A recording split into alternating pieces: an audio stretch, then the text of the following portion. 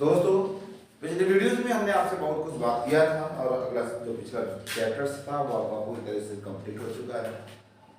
अगर आपको इसी तरीके से बायोलॉजी के वीडियोस की ज़रूरत है जो आपकी परीक्षा के लिहाज से महत्वपूर्ण हो सकता है, चाहे वो CUT की परीक्षा हो सकता है, चाहे वो आपकी नीट की परीक्षा हो सकता है, चाहे आप क्लास 12 के स्टूडेंट हैं, तो आपके लिए बेहद ये महत्वपूर्ण हो सकता है, और खास करके उन विद्यार्थियों के लिए जो हिंदी मीडियम के क्षेत्र से आते हैं। याद रखिएगा, हिंदी मीडियम के साथ एक सबसे बड़ी समस्या होती है कि और वो समस्या को दूर करने के लिए हम एक बेहतरीन प्लेटफॉर्म पर शुरुआत किया हूँ जहाँ पर उन्हें हम हर चीज़ों को पूरी एकदम समझ के साथ उनको दिया जाएगा। तो दोस्तों, चैनल पर नए हो तो आप चैनल को सब्सक्राइब करें, लाइक करें, कमेंट करें और शेयर करें, क्योंकि अगर आप शेयर करेंगे तो उन हिंदी मीडियम बच्चों के पास ये सब सारी सूचनाएँ और ये क्लास हमारी पहुँच पाएगी, जिससे वो भी अच्छे तरीके से जहाँ भी रहेंगे पढ़ सकेंगे। दोस्तों, एकदम रिकॉर्डेड क्लास है, आपको पूरा एकदम रिकॉर्डेड क्लास दे रहा हूँ, कलम कापी अपने साथ में लेके बैठेंगे और आराम से पूरी क्लास को लेते रहेंगे। तो आइए दोस्तों, क्लास की शुरुआत करते हैं और आगे बढ़ते हैं। तो दोस्तों, आप इसके पहले अगर हम बात करें कि एक चैप्टर जो कंप्लीट हुआ था उसका नाम था मैथुन। इस मैथुन चैप्टर में हमने इसको कहा था क्वाइटस। मैथुन में हमने पढ़ा था कि मैथुन वह प्रक्रिया होती है जिसमें एक मेल और एक फीमेल अपने सेक्स ऑर्गन के सहायता से एक दूसरे के साथ क्या करता है, मिलता है। वही प्रक्रिया क्या कहलाती है, मैथुन कहलाती है। और हमने बताया था कि इसमें जो पुरुष है, पुरुष के जो शिश्न है, शिश्न से निकला हुआ शुक्राणु स्त्री के वैजाइना में अर्थात अंडाशय में प्रवेश करेगा और वहां पर निषेचन की क्रिया होगी।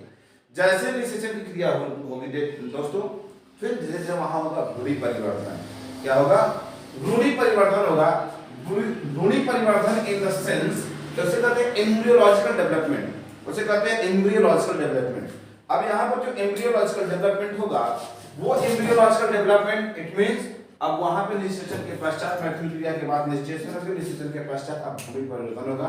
मतलब धीरे धीरे अब क्या होगा, यूटेरस वाले पोर्शन में वहां पर अब धीरे धीरे जो चाइल्ड होगा उसका बिल्डअप होना शुरू हो जाएगा। तो आपका टॉपिक ही है, अगला चैप्टर ही है भ्रूणी परिवर्धन।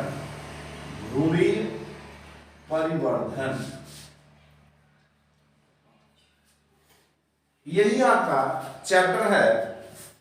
इसे कहते हैं ह्यूमन एम्ब्रियोनिक डेवलपमेंट। इसे कहते हैं ह्यूमन एम्ब्रियोनिक डेवलपमेंट। मेरे प्यारे बच्चों, आप हमें भरोसा करो और जैसे हम पढ़ा रहे हैं आप कलम कापी लेके बैठे हैं और 100% गारंटी करता हूं तुम्हारा 100 में 100 गारंटी आएगा। इतना ध्यान रखना, बस थोड़ी प्रयास है जो अभी करना। अभी आपको थोड़ा सा लगेगा, चीजें हो सकता है थोड़ा कठिन लगे, लेकिन हम लगने नहीं देंगे। ये है आपका ह्यूमन एम्ब्रियोनिक डेवलपमेंट, ठीक है। ये कब की बात हो रही है, मैथुन क्रिया के बाद की बात है। मैथुन क्रिया के बाद की जो बात है वो है आपका ह्यूमन एम्ब्रियोनिक डेवलपमेंट। इसका मतलब ये होगा कि आपने वहां पढ़ा था कि जो नर और मादा, आपने वहां सब कुछ पढ़ चुका था। नर के शुक्राणु का स्ट्रक्चर भी आपने, संरचना को भी पढ़ लिया था और उसके कौन कौन से भाग होते हैं आपने पढ़ा था। शीर्ष पढ़ा था, नेक पढ़ा था, मेन बॉडी पढ़ा था और टेल का पोर्शन पढ़ा था, ठीक है। और आपने जो अंडाणु है, अंडाणु अर्थात जो मादा युग्मक है, आपने उसके बारे में भी स्टडी कर लिया था, ठीक है। जिसमें जोना रेडिएटा, उसके दो भाग हैं। एक बाहर वाला भाग था जो कोटिकाएं की थी, उसके अंदर वाला भाग जहाँ पे केंद्र को अंदर था वो जोना रेडिएटा के अंदर वाली भाग था। तो वैसे से फिर आपने मैथुन पढ़ा, देन आफ्टर आप पढ़ रहे हैं भ्रूणी परिवर्तन। तो हम जानेंगे कि भ्रूणी परिवर्तन होता क्या है, वो सभी चीजें हम जो है एक एक करके पढ़ेंगे। तो आपका हेडिंग होगा, चैप्टर के नाम जानेंगे भ्रूणी परिवर्तन क्या होता है, हेडिंग भी डालेंगे भ्रूणी परिवर्तन और थोड़ा सा लिखेंगे।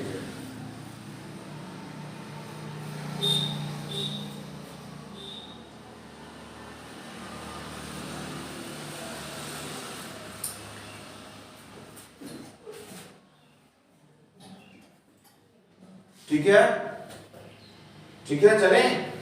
देखिए ध्यान से सुनिएगा, आपने पढ़ा मैथुन की क्रिया क्वाइटस, ठीक है। आपने जब मैथुन की क्रिया पढ़ा तो दो चीजें पढ़ा। मैथुन की क्रिया में एक नर और दूसरा मादा एक दूसरे के साथ जुड़े,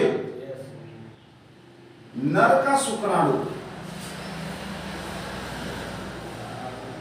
मादा के अंडाणु, इन दोनों के बीच हुआ निषेचन, और निषेचन के बाद बना भ्रूण। क्या बना? इसे कहते हैं एम्ब्रियो। भ्रूण का मतलब होता है कि वन सेल और वन सेल मिलकर के, अगर ये यन है, ये यन है, तो ये कितना होगा? 2 यन। भ्रूण का मतलब होता है किसी भी बच्चे के यूटेरस में बच्चे हो या कुछ भी हो, उसके प्रारंभिक अवस्था। कौन सी अवस्था? प्रारंभिक अवस्था। प्रारंभिक अवस्था को हम क्या नाम देते हैं? भ्रूण नाम देते हैं। अब इस भ्रूण में होगा परिवर्तन। क्या होगा? परिवर्तन। और परिवर्तन का मतलब होता है परिवर्तन से, विकास से। इससे मतलब है विकास। अब इस विकास से जो भ्रूण था, अब ये बनेगा क्या? वयस्क हो गया। क्या बनेगा भाई? भ्रूणी परिवर्तन अभी हम बताएंगे, ये तो शॉर्टकट में चल रहे हैं। तो अब क्या होगा? इसमें जब भ्रूणी परिवर्तन होगा, भ्रूण बनेगा, भ्रूण से जाइगोट बनेगा, यूग्मनज बनेगा, ब्लास्टोमेशन होगा, मैस्टुमेशन होगा, ढेर सारी प्रोसेस होगा। हमको फाइनली क्या चाहिए? एक वयस्क चाहिए। तो इसी भ्रूण से जो 2 यन की अवस्था में है, इसी भ्रूण से क्या बनेगा? हमारा एक एडल्ट बनेगा, वयस्क। ये जो पूरा फिनोमिनन है, जो पूरा प्रोसेस है, वही क्या कहला रहा है? हमारा भ्रूणी परिवर्तन। समझना क्या? तो लिखेंगे भ्रूणी परिवर्तन निषेचन के बाद की, निषेचन के बाद की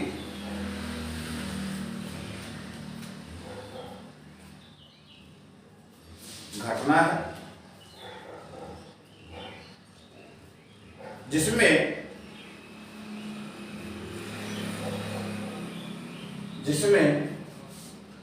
सर्वप्रथम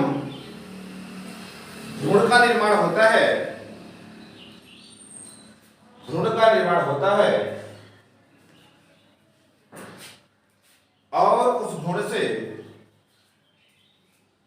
वयस्क का निर्माण होता है, और उस भ्रूण से वयस्क का निर्माण होता है।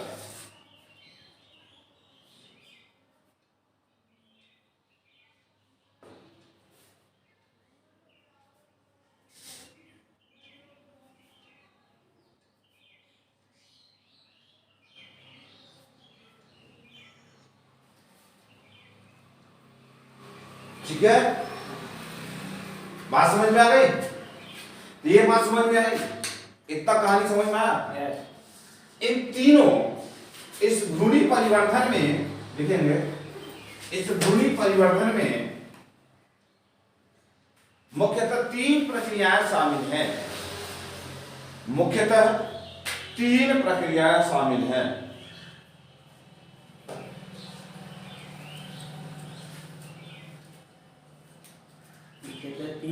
तीन प्रक्रियाएं शामिल। नंबर 1,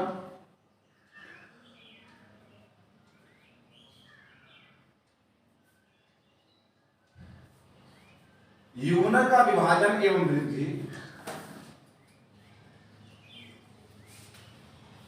होता है। जब युग्मनज का विभाजन और वृद्धि हो जाएगा तो फिर क्या होगा?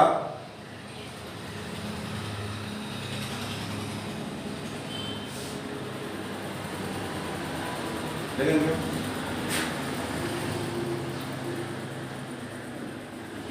कोशिकाओं में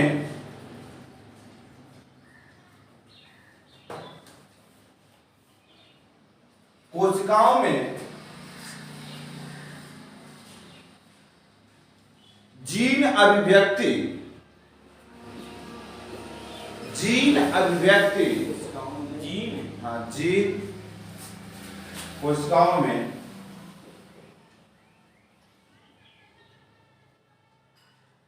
जीन अभिव्यक्ति द्वारा विभेदन। तीसरा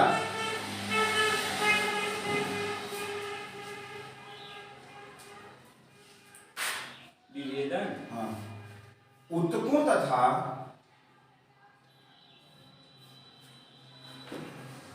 अंगतंत्रों का विकास। ये तीन प्रक्रियाएं ह्यूमन एम्ब्रियोनिक डेवलपमेंट में शामिल है। इसका मतलब यह हुआ कि जो आपका जाइगोट बनेगा, जाइगोट के जो सेल्स होंगे उसमें विभाजन होगा और सेलों की संख्या में वृद्धि होगी।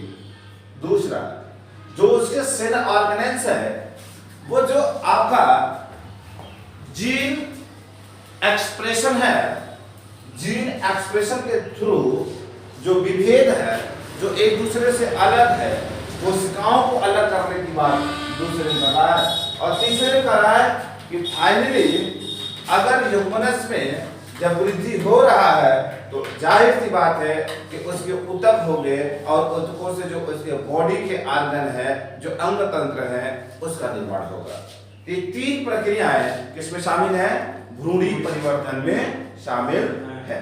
देखेंगे इस तीनों प्रक्रिया को, देखिए हाँ, इस तीनों प्रक्रिया को सामूहिक रूप से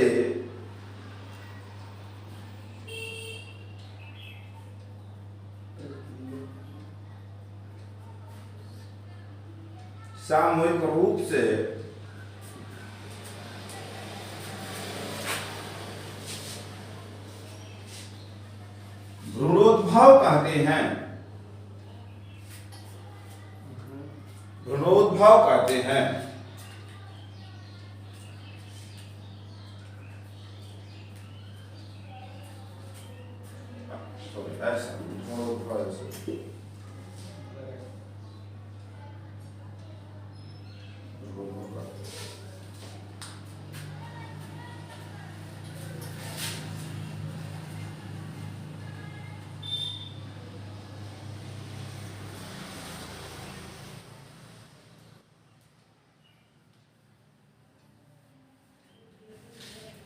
हो गया? इतनी बात समझ में आ गई से? यस। अब देखिए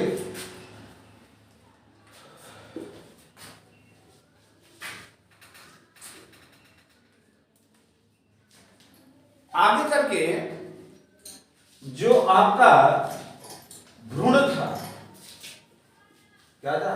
भ्रूण में होने वाला परिवर्तन का हमने क्या मतलब बताया? विकास। परिवर्तन। भ्रूण में होने वाले विकास को, इस पूरे भ्रूण के विकास को विज्ञान की ब्रांच के अंतर्गत, साइंस के ब्रांच के अंतर्गत अध्ययन करने किया गया और उस साइंस का नाम दिया गया भ्रूणी परिवर्तन विज्ञान। क्या कहा गया? भ्रूणी परिवर्तन विज्ञान। भ्रूणी परिवर्तन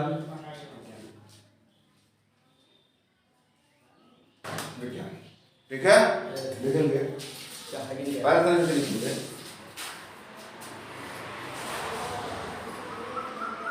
विज्ञान की वह शाखा जिसके अंतर्गत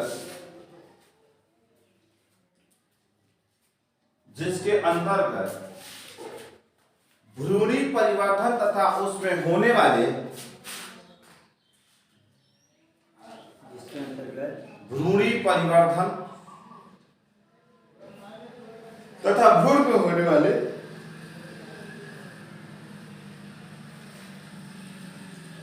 विकास का अध्ययन किया जाता है। भ्रूणी परिवर्तन विज्ञान विज्ञान कहलाता है।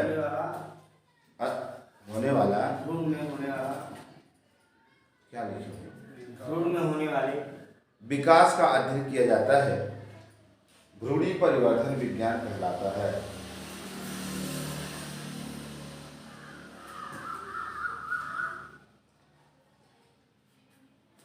समझ गए? तो भ्रूण परिवर्तन क्या है? किसी भ्रूण में जो परिवर्तन हो रहा है, जो चेंजेज हो रहे हैं,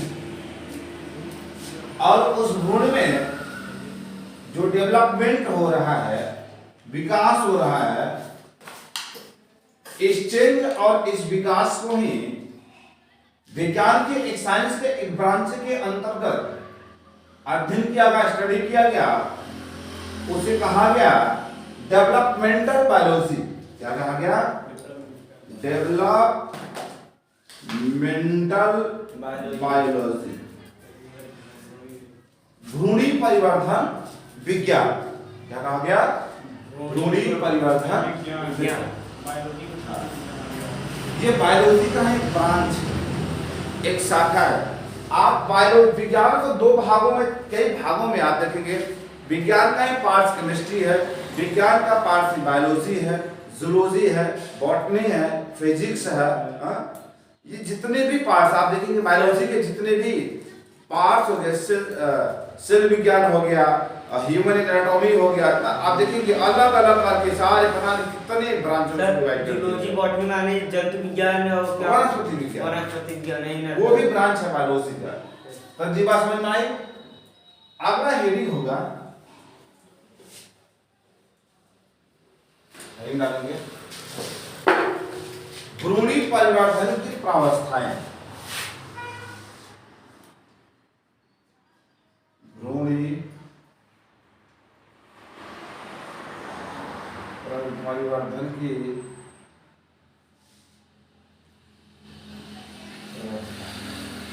इसे हम 1 by 1 पढ़ेंगे।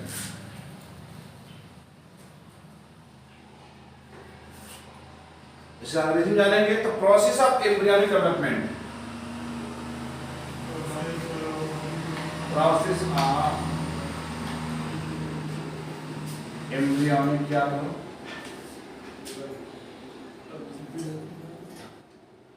प्रोसेसर है क्या? देखिए प्रोसेस ऑफ एम्ब्रियोनिक डेवलपमेंट। आप अभी देखिए जो एम्ब्रियो बना, एम्ब्रियो से ऐसे समझेंगे, जो अभी 2n की अवस्था वाला था, कौन सा अवस्था वाला था? 2n की अवस्था वाला था। तो 2n की अवस्था के बाद, तो ये जब 2n की अवस्था के बाद मतलब अभी ये एम्ब्रियो क्या था? एम्ब्रियो था। इस एम्ब्रियो में कितनी अवस्थाएं हैं, जिन अवस्थाओं से होकर यह एम्ब्रियो एक एडल्ट में कन्वर्ट होता है। किसमें? एडल्ट। किसमें? वयस्क। वो कितनी अवस्थाएं हैं जिसमें कोई एम्ब्रियो किन किन अवस्थाओं से गुजर करके एडल्ट में कन्वर्ट होता है, उन्हीं को हम कहते हैं क्या? Embryonic, sorry, process of embryonic development. बात समझ में? जैसे अगर आप किसी भैंस के बच्चे को देखा होगा, तो भैंस का बच्चा सबसे पहले इतना बड़ा बच्चा नहीं हुआ होगा, उसमें भी क्या होगा? भ्रूणी परिवर्तन। वो भी भैंसे के शुक्राणु को और इसके अंडाणु को लेकर के एम्ब्रियो बनाया होगा। एम्ब्रियो के बाद उसमें एम्ब्रियोनिक डेवलपमेंट हुआ होगा, और वो जो एम्ब्रियोनिक डेवलपमेंट हुआ है, उस ये जो कितने चरण में हुआ है, इसी को क्या नाम दिया जाता है? उसकी प्रावस्थाएं। बात समझ में आई? तो उन्हीं प्रावस्थाओं के बारे में हमें क्या करना है? पढ़ना है। ऐसे अगर ह्यूमन की बात किया जाए, एक ह्यूमन का बच्चा पहले इतना बड़ा बच्चा नहीं रहता है यूटेरस में, उसमें भी एम्ब्रियोनिक डेवलपमेंट होता है। अभी वो एम्ब्रियो से 2 सेल स्टेज से आएगा मल्टी सेल स्टेज। इसका मतलब द्विकोशिकी से आएगा बहुकोशिकी की तरफ और धीरे धीरे उनके अंग तंत्रों का क्या होता है, विकास होता है। तो लिखेंगे भ्रूणी परिवर्तन की प्रावस्थाएं निम्नलिखित हैं।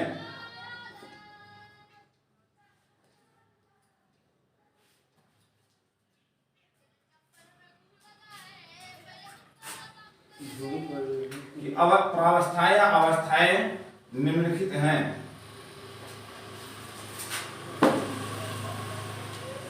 पहला है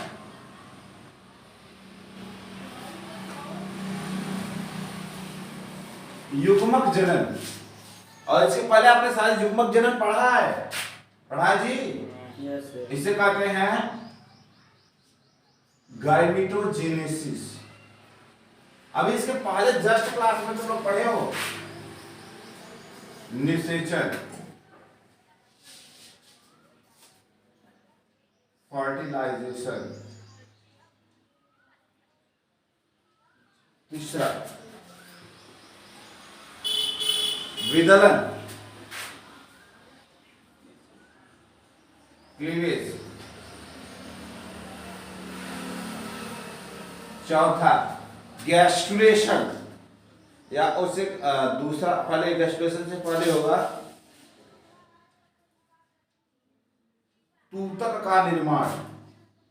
तूतक बताएंगे सर, फॉर्मेशन ऑफ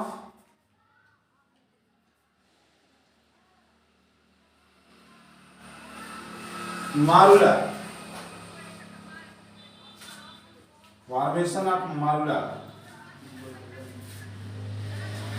हो गया। पांचवा है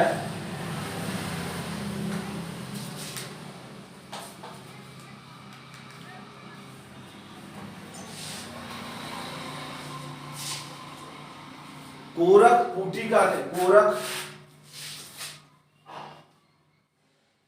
का निर्माण। इसे कहते हैं फॉर्मेशन ऑफ ब्लास्टोसाइट्स। छठवां है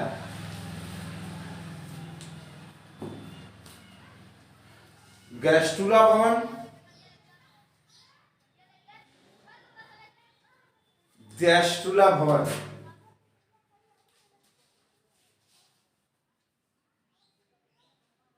इसे कहते हैं गैस्ट्रुलेशन। सातवां है गैस्ट्रुला से शिशु का निर्माण।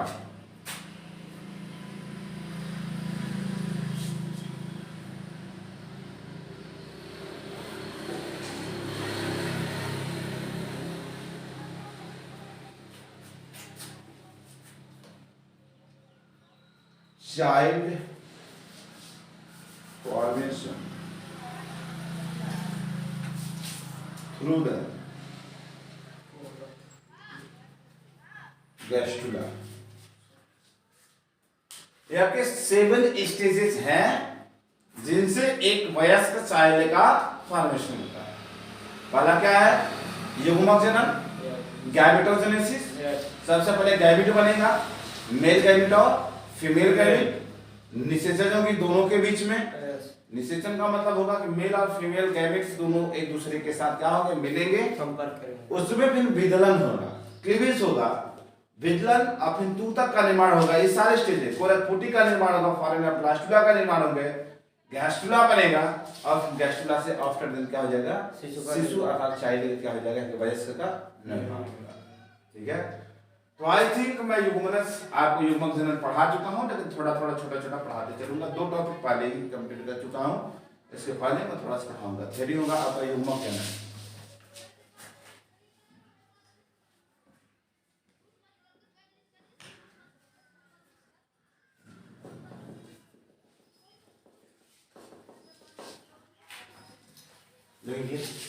युग्मक जनन नवा प्रक्रिया है। युग्मक जनन वह प्रक्रिया है जिसमें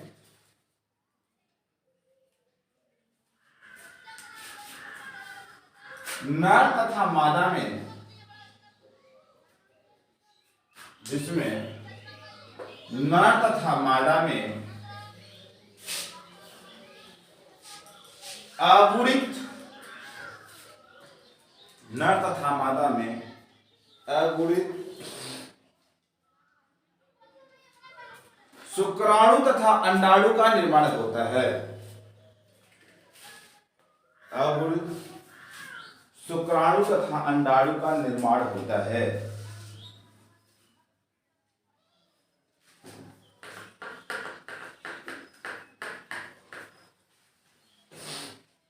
ठीक है, तो दूसरा टॉपिक क्या होगा आप समझ गए ना। युग्मक जनन का मतलब है मादा और नर अर्थात पुरुष। मादा में अंडाणु वो कैसा होगा एन की अवस्था में अगुणित और नर में शुक्राणु ये भी कैसा होगा अगुणित। अब अगुणित और अगुणित के बीच कौन सी प्रक्रिया होगी ये भी क्या होगा निषेचन।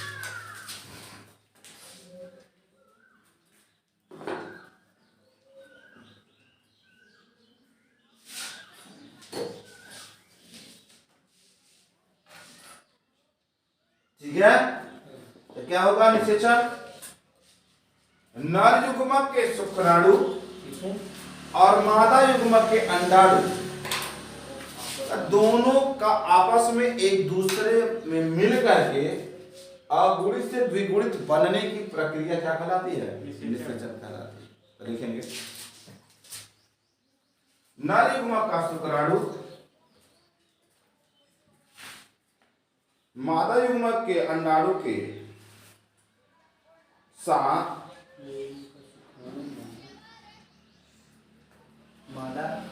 मादा युग्मक के अंडाणु के साथ संलयन से बनने वाले युग्मनस को युग्मनस की संलयन से बनने वाले युग्मनस की प्रक्रिया को निषेचन कहते हैं।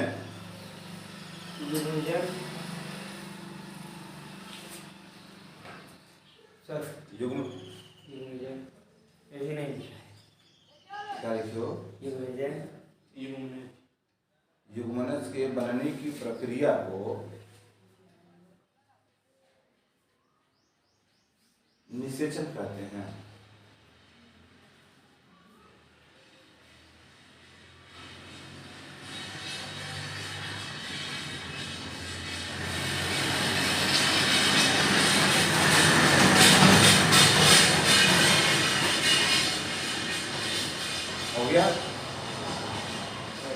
इसके पहले आपने देखा कि जब निषेचन नहीं हुआ था तो किस अवस्था में थे युग्मक अब इस अवस्था में, और जब निषेचन के बाद बना तो क्या बना द्विगुणित।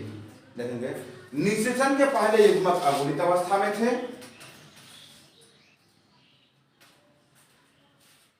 इसका मतलब निषेचन के पहले जो युग्मक थे वो कैसे थे हैप्लॉइड। निषेचन के पहले युग्मक अगुणित थे और निषेचन के बाद द्विगुणित डाइप्लॉइड हो जाते हैं।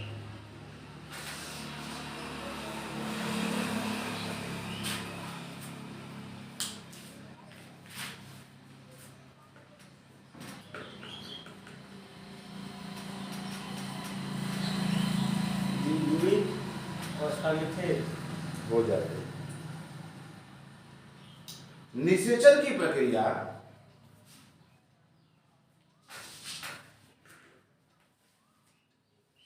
मादा के अंडवाहिनी में होता है, मादा के अंडवाहिनी में होता है, इसलिए इसे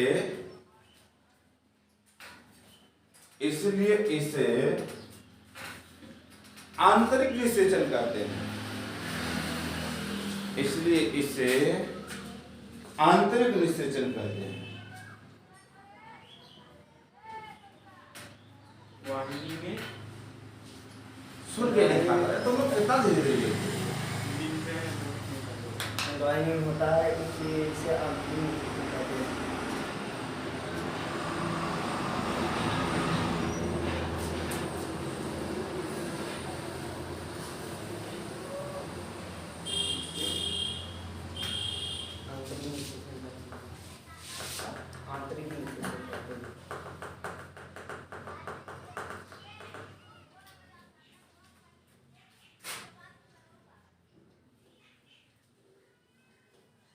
अब देखना इधर समझ लो इसे निश्चित करके रखना है तुम से बात।